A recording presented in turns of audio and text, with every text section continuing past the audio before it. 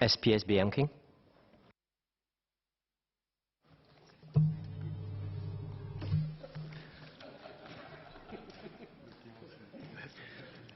Okay, Mr. Deputy Speaker, I stand to support the budget. Budget Statement 2019 outlines the government's strategic plans to build a strong and united Singapore, a nation that is safe and secure, powered by the vibrant economy and inclusive society, prepared for the future through sound fiscal policies, and above all, a global city we can call home. While the government takes the lead in creating useful policies, systems and platforms for businesses and individuals to succeed, every one of us can and must do our part to build Singapore together. Budget 2019 is an inclusive budget that highlights our commitment to ensuring that all Singaporeans, particularly the most vulnerable groups, have universal access to healthcare. In this regard, I'm happy to note that the Merdeka Generation Package will provide Singaporeans born in the 1950s with special subsidies for common illnesses, chronic conditions and dental procedures under CHARS, in addition to MediSave top-ups and subsidies for MediShield life premiums.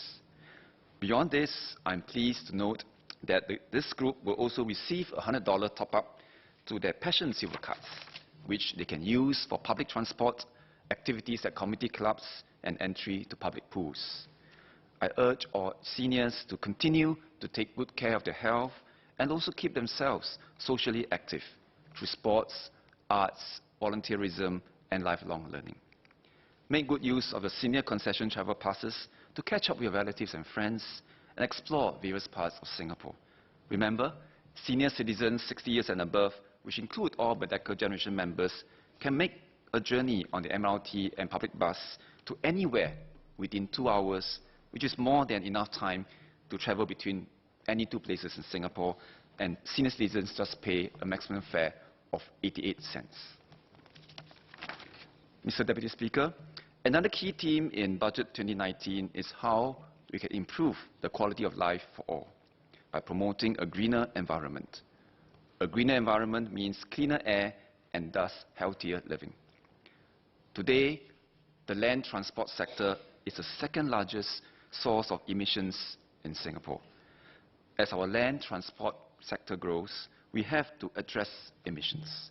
This will be done by promoting public, active and shared mobility and managing the growth and use of vehicles. We also encourage the adoption of cleaner and more carbon efficient vehicles. The additional diesel tax will help to discourage diesel consumption and create a better and healthier living environment for all Singaporeans. However, I agree with Member Mr. Ang Hin Kee that for those who drive for a living, in particular diesel taxi drivers, they will feel the impact of the additional diesel tax.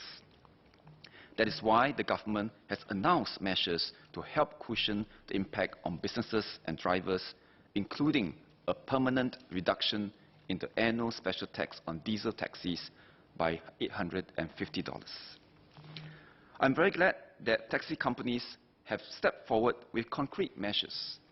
First, all taxi operators have pledged to pass on the entire savings resulting from the special tax reductions to the drivers in terms of rental reduction and for some MediSave top-ups. While this may not fully cover the cost increase faced by some drivers, it does go some way in reducing their overheads, while nudging drivers to be more conscious of the impact of diesel consumption on the environment. I also note that taxi companies which operate diesel pumps are already offering lower prices than retail pumps. However, I do echo MP Lee Biwa's call to taxi companies to do more by absorbing part of the diesel tax. Second, I'm happy to note that for cabbies who are driving a diesel taxi which is 5 years and above, ComfortDelGro is offering a $100 voucher if they convert to a hybrid taxi by end of March this year.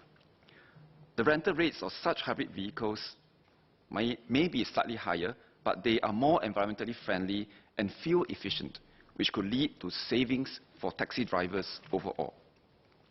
About 30% of the entire taxi fleet in Singapore are non-diesel. I urge taxi companies to play their part towards a cleaner environment and add more non-diesel vehicles as they renew their fleet. Learn from ComfortDelGro, offer incentives, more incentives to encourage drivers to switch from diesel taxis. Mr. Deputy Speaker, sir, some parents have expressed concern about rising school bus fares. Let me share how the government is helping school bus operators. First, all diesel buses will receive a new road tax rebate for 3 years from 1st August 2019. This new rebate will start at 100% for the first year, 75% for the second year, and 50% for the third year. Diesel private hire or excursion buses used to ferry school children can continue to apply for a further 50% rebate on their road tax. Second, all diesel school buses, diesel private hire buses, and excursion buses ferrying school children will get an additional cash rebate for a 3-year period from 1st August 2019.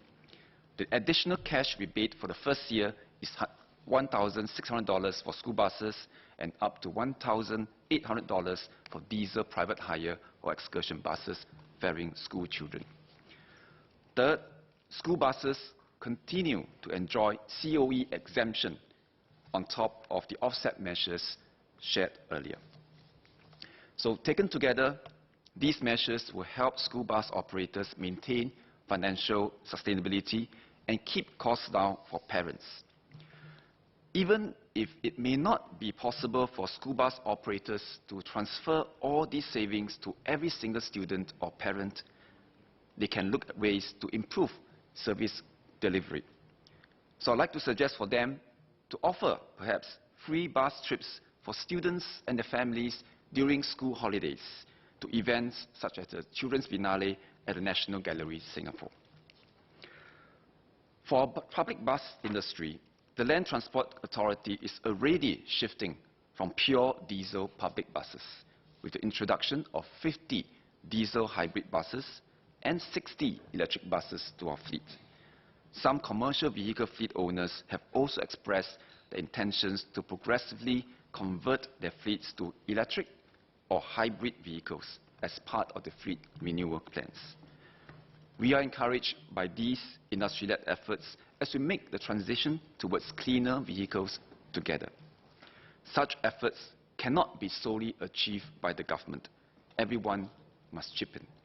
The costs of adopting and using greener technologies, cleaner technologies, may also have to be borne by consumers too, alongside businesses and the government. Speaker, sir, in Mandarin. 我国的清洁绿色环境值得我们引以为豪。为了确保我们的下一代能够享有优质的生活环境，我们需要继续为环保尽一份力。政府可以通过奖励或者津贴，促使更多企业引进和使用绿色科技，也可以采取一些措施，如条例和税务，来抑制对环境的污染。在这个过程中，成本难免会提高，需由各方来承担。德士师傅的营运成本主要是租金和车油费，收入则受德士车资架构控制。这些因素都不属于他们所掌控的范围内，把他们夹在之间。所以我同情德士师傅的处境。庆幸的是，所有的德士公司已宣布将会把政府调低特别税所省下来的成本完全转交给德士师傅，这有助于减轻他们的负担。然而，柴油税增加，我希望德士公司在提供柴油给德士师傅时，也能够承担部分的柴油税。德士师傅成本上升了，乘客日后也可能需要承担更高的德士车资。消费者可以分担更干净空气的费用，社区里的温情更需要多方的支持。就连咖啡店也能够扮演重要的角色。我就举个例子，自从淡滨尼推出乐龄215计划以来，年长居民每逢星期二上午都能以优惠价5角钱来享用一杯咖啡。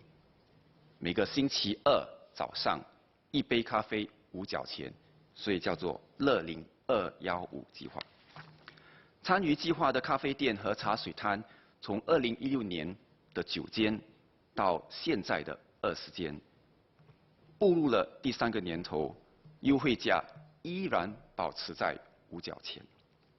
单单在2018年，就售出了超过45000杯优惠价咖啡，咖啡原价至少1块钱，也就是说，老板们少收了超过22000块钱。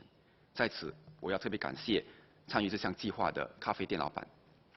一杯香喷喷的咖啡能为年长居民送上温暖，让他们感受到社区的浓厚温情。副议长先生，最后让我用100个字来概括今年的财政预算，同时也祝福新加坡国泰民安，代代繁荣。立国配套不比建国一代，正因为立国好过上一代。财长分配资源大伤脑袋，不忘政府对人民的交代。衣食住行还有吃喝穿戴，来佛寺登陆到一带一路一带，人口老龄化但脑筋不呆，建立社会风气和新生代，国民意识不滥用塑料袋，美好未来大家一起期待。谢谢。